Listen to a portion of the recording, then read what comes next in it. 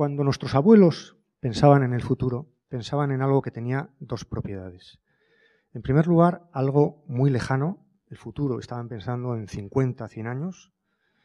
Y en segundo lugar, pensaban en algo que era escasamente configurable, sobre lo que no se podía hacer demasiadas barbaridades ni tampoco demasiadas cosas buenas, porque era más bien entendido como un destino, como una fatalidad.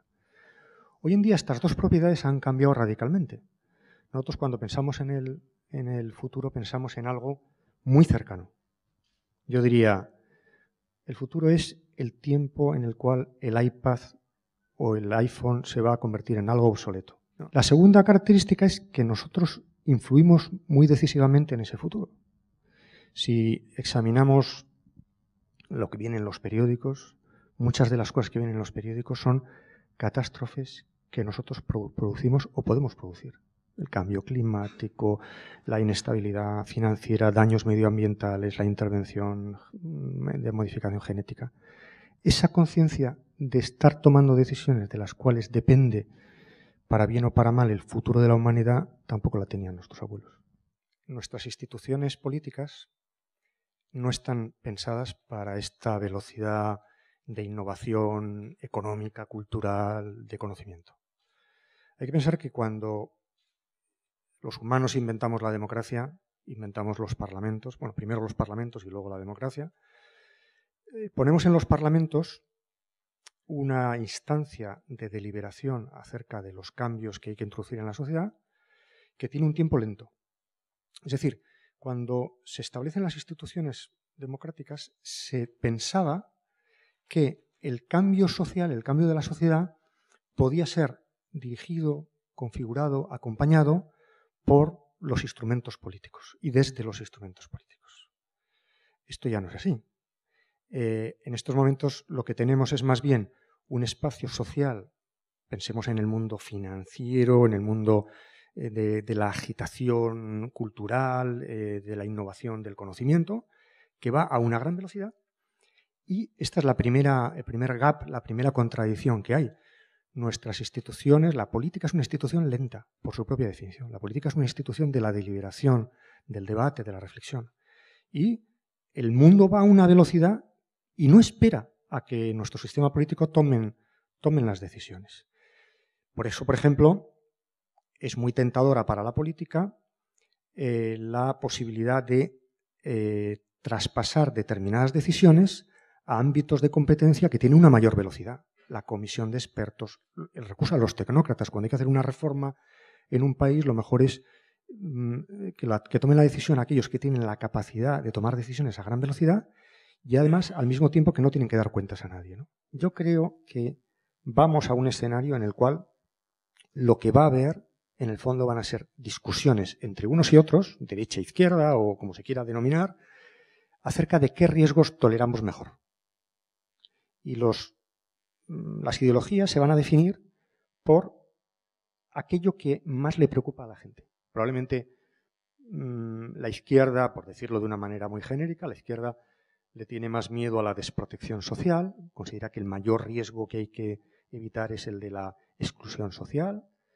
Probablemente la derecha, perdón por la simplificación, piensa que lo peor que le puede pasar a una sociedad es que no tenga un sistema innovador de creación de riqueza, ¿no? Bueno, ¿por qué? Porque en el fondo las personas y las ideologías nos distinguimos por aquello a lo que le tenemos miedo. Yo creo que ese va a ser el eje de la discusión.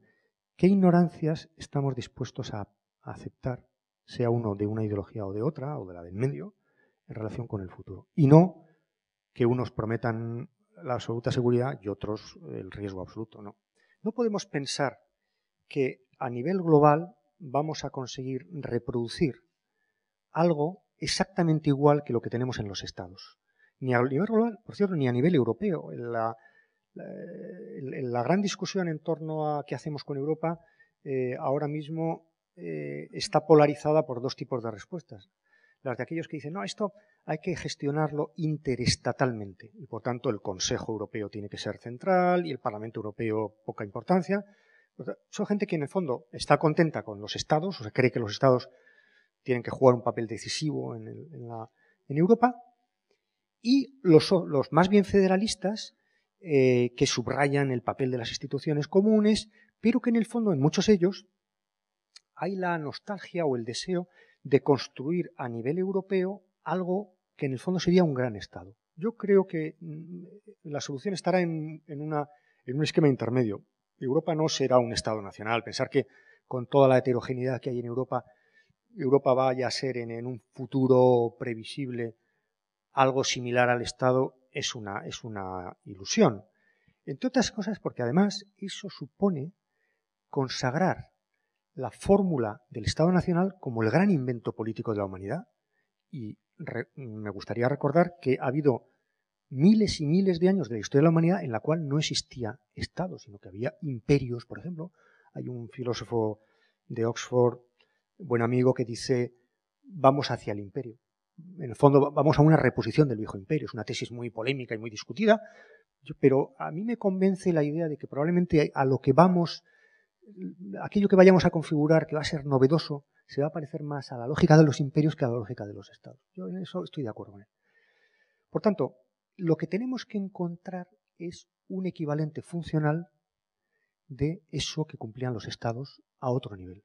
Un equivalente funcional a nivel europeo y un equivalente global que no implica reproducir a esos niveles los esquemas, la jerarquía, la típica ordenación centro-periferia, el típico establecimiento de competencias de los estados, en unos momentos, por cierto, en el que también los estados en su interior probablemente tendrán que imaginar nuevas maneras de reparto de la autoridad política que serán bastante novedosas respecto de lo que hasta ahora teníamos. Yo creo que aquí también en esto Europa va a exigir una modificación de la manera que tenemos de articular el poder también incluso dentro de los estados.